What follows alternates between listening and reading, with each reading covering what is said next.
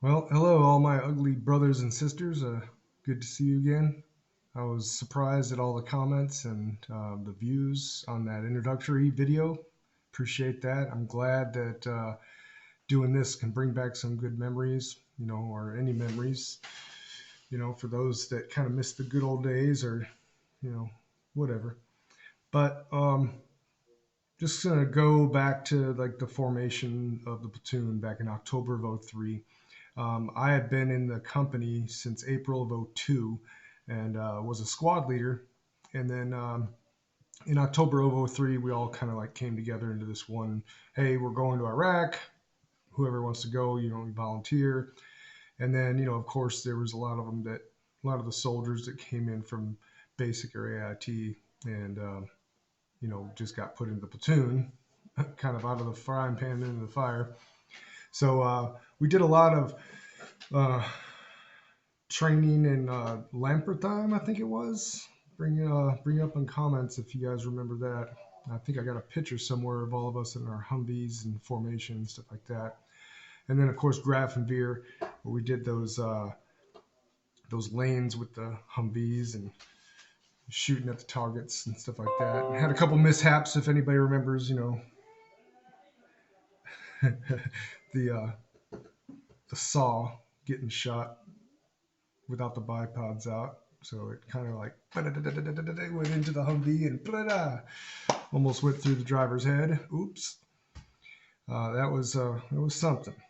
But we made it happen. We trained and then we ended up getting ready to go. So the 554 didn't go, but we were in the 554. It was 230th MP Company out of Kaiserslautern that was slated to go to Iraq. That was led by Captain Beeman. So we became their first platoon, making them four, and we went into Iraq. So the deployment was around February of '04. I remember we all got on that bus and then went out to Kaiserslautern. And it's funny because now I'm still here in Germany, and right now I'm a civilian DA, civilian police officer here in Kaiserslautern, Germany. So the processing center that we went through, the Major General James M. Wright Deployment Processing Center on Rhine Ordnance Barracks, still there. So I get to see that all the time. So it kind of brings back memories. Sometimes I go in there and kind of, it doesn't look like it did back then, where there's like endless sea of metal bunk beds and a few makeshift recreation equipment and stuff like that they had for us. They did their best, but we were only there for a few days. And then we get on that bus going to Ramstein Air Base on that flight to uh, Camp Virginia. I think it was Camp Virginia in Kuwait. Got there, had that in processing and climatization, doing PT and stuff like that. And so it was an adventure. We were all proud to have those desert combat uniforms. Those, the the tan uniforms, complete with the cool booty cap. Yeah, I liked them. Um, we couldn't wait to get our combat patches. I couldn't. But we had some people like Vicente Criado, our one of our brethren in the first batch of uglies. He had that 16th MP Brigade combat patch because he'd already been to Afghanistan at that point.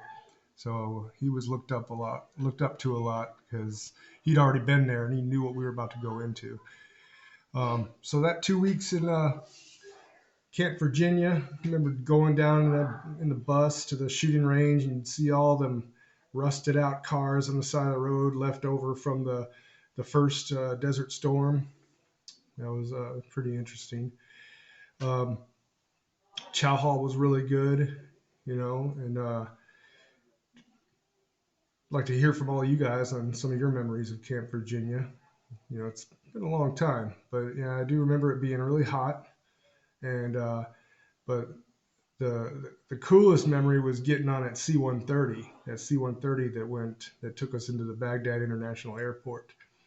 And I remember there was like one platoon per C-130, and I remember we got on there, had all of our equipment, we get up in the air, and we're going over to Baghdad, and then I'm looking at these two tail gunners that got these, I don't know, probably 50, look like they were 50 cals going out of the tail. And then I remember them saying, all right, we're going to be doing a combat landing. And I'm like, what is a combat landing? What's going on, you know?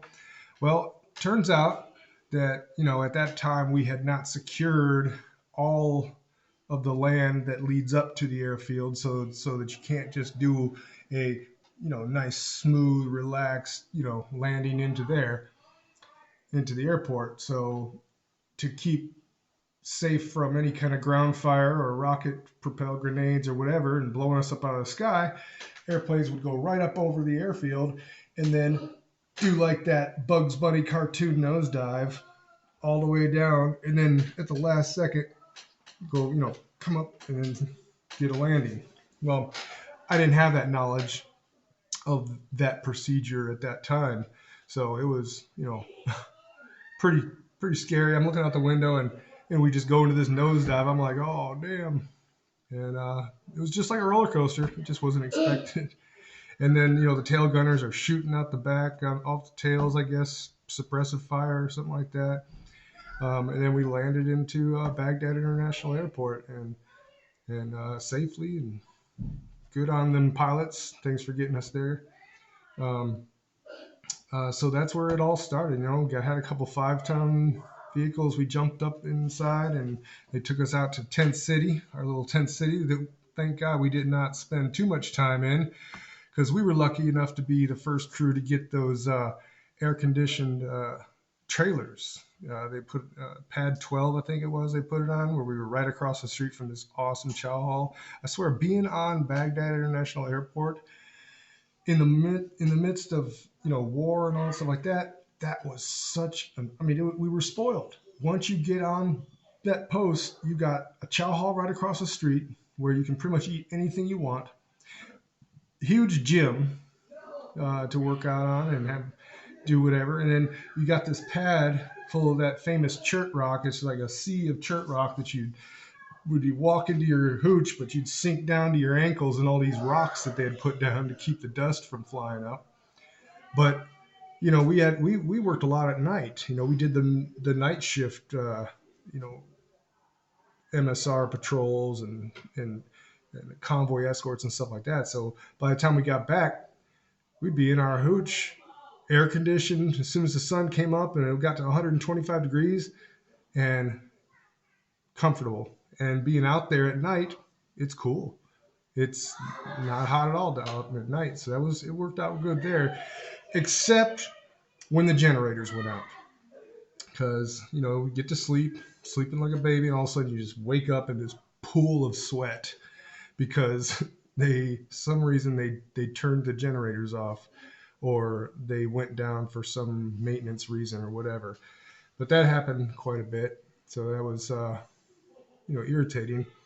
But at least we weren't you know, at least it wasn't a rocket mortar going into your hooch, which a lot of times happen out there, because, you know, you get the insurgents, they doing little rocket attacks onto your pad, and wake up, go to the bunker, you know, you hear the booms, and well, we got lucky. I mean, I know we had heard stories of some people having one land inside their hooch, or I think a lot of times they weren't there, they were out on missions, so that was good. But yeah, at any time that could have happened, so that was kind of kept your interest up and making sure that you know, do what you can to stay out of the way of those. So yeah, that was when we first, you know, we got there. But Baghdad International Airport was awesome once we were on post. Um, just afterwards, you know, once you go on a mission, yeah, it sucked, and we'll get into that later.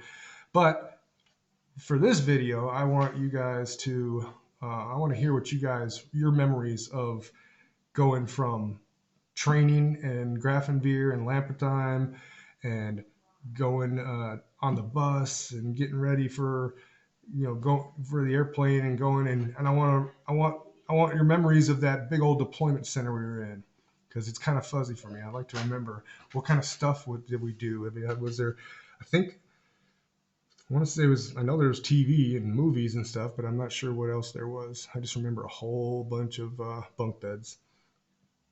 And then also Kuwait, Camp Virginia. You know, tell me what you remember. Let's bring up those memories.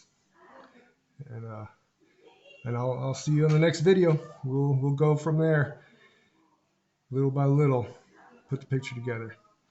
All right, guys. Hey, do me a favor and hit that like button, subscribe, and leave comments so I can respond to them in our next videos and stuff. And I'm still working on getting um, that software to split screen and all that stuff so I can Zoom you guys and interview back and forth. All right, but for now, type your comments. See ya.